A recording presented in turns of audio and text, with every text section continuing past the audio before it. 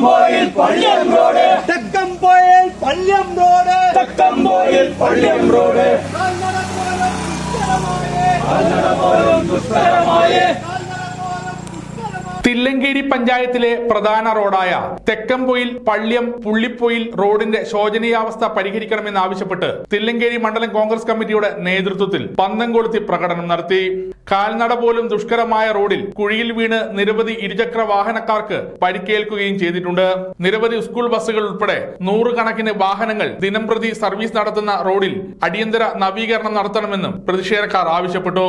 പ്രതിഷേധ യോഗത്തിൽ മണ്ഡലം പ്രസിഡന്റ് രാകേഷ് തില്ലങ്കേരി അധ്യക്ഷത വഹിച്ചു. Block vice president KP Padmanabhan, block സെക്രട്ടറിമാരായ MC Venu, M Mohanan, UC Narayanan, Jibin Kunnummal, M Rayees, PV Raghavan, M Rakesh, M Naseer, CP Kamalakshi, M Vatsal, Palayadan Narayanan, EK Ramakrishnan, A Vinod Kumar, EM Naveen തുടങ്ങിയവർ സംസാരിച്ചു.